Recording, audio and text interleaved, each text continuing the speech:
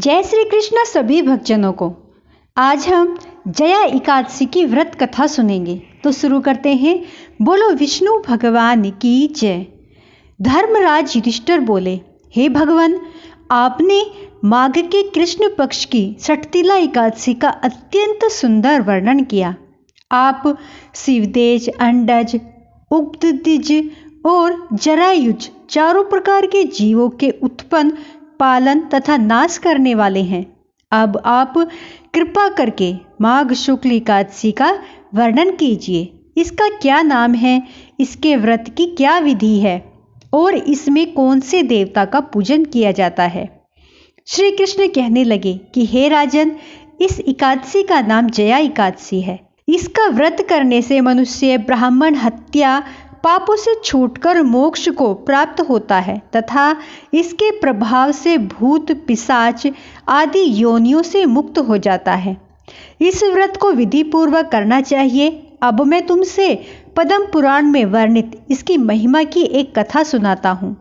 देवराज इंद्र स्वर्ग में राज करते थे और अन्य सब देवगण सुखपूर्वक स्वर्ग में रहते थे।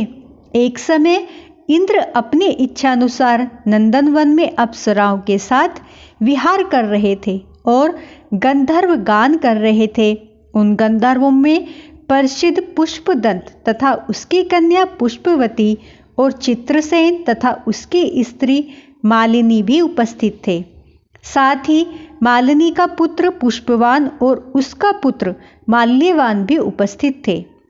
पुष्पवती गंधर्व कन्या माल्यवान को देखकर उस पर मोहित हो गई और माल्यवान पर काम बाण चलाने लगी।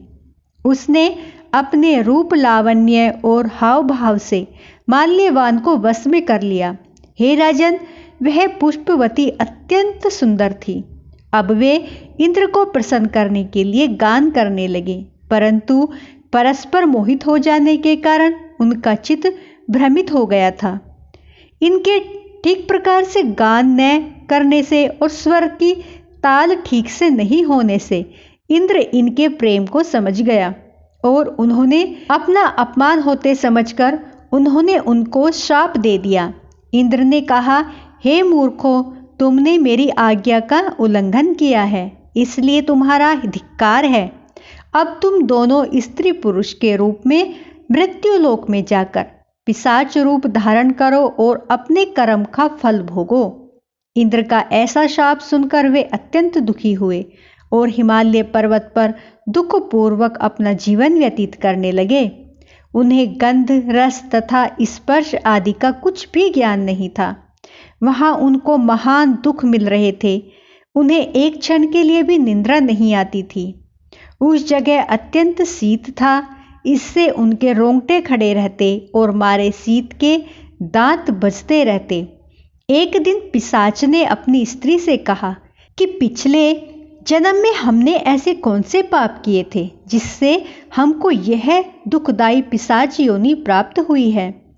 इस पिशाच योनि से तो नरक के दुख सहना ही उत्तम है, अतः हमें अब किसी प्रकार का पाप नहीं करना चाहिए। इस प्रकार विचार करते हुए वे अपने दिन व्यतीत करते थे।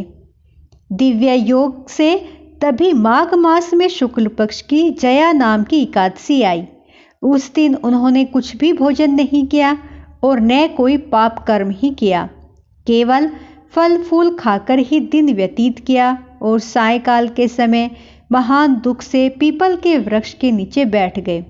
उस समय सूर्य भगवान अस्त हो रहे थे। उस रात को अत्यंत ठंड थी, इस कारण वे दोनों शीत के मारे अति दुखित होकर मृतक के समान आपस में चिपटे हुए पड़े रहे। उस रात्रि को निद्रा भी नहीं आई। हे राजन, जया एकादशी के उपवास और रात्रि के जागरण से दूसरे दिन प्रभात होते ही उनकी पिशाच योनि छूट गई। अत्यंत सुंदर गंधर्व और अप्सरा की देह धारण कर सुंदर वस्त्र आभूषणों से अलंकृत होकर उन्होंने स्वर्गलोक को प्रस्थान किया। उस समय आकाश में देवता उनकी स्तुति करते हुए पुष्प वर्षा करने लगे। स्वर्गलोक में जाकर उन दोनों ने देवराज इंद्र को प्रणाम किया। इंद्र इनको पहले रूप में देखकर अत्यंत आश्चर्यचकित हुआ और पूछने लगा कि तुमने पिशाच योनि से कैसे छुटकारा पाया, मुझे बतलाओ। माल्यवान बोले कि हे देवेंद्र, भगवान विष्णु की कृपा और जया एकादशी के व्रत के प्रभाव से ही हमारी पिशाच देह छूटी है। तब इंद्र बोले कि हे माल्यवान, भगवान की कृपा और एकादशी का व्रत करने से न केवल तुम्हारी पिशाच योनि छूट गई, वरन हम लोगों के भी वंदनीय हो गए हो, क्योंकि विष्णु और शिव के भक्त हम लोगों के वंदनीय हैं। अतः आप धन्य हैं। अब आप पुष्पवती के साथ जाकर विहार करो। श्री कृष्ण कहने लगे कि हे राजा युधिष्ठिर, इस जया एकादशी के व्रत से बुरी योनि छूट जाती है। जिस मनुष्य ने इस एकादशी का व्रत किया है, उसने मानो सब यज्ञ जप दान आदि कर दिए। जो मनुष्य जया एकादशी का व्रत करते हैं, वे अवश्य ही 1000 वर्ष तक स्वर्ग में वास करते हैं। तो बोलो श्री कृष्ण भगवान की जय। दोस्तों, हमारी ये कथा जया एकादशी की व्रत कथा यहीं पर समाप्त होती है। मेरी वीडियो आपको पसंद आई हो तो प्लीज़ दोस्तों लाइक, सब्सक्राइब, शेयर जरूर करें। जय श्री कृष्णा।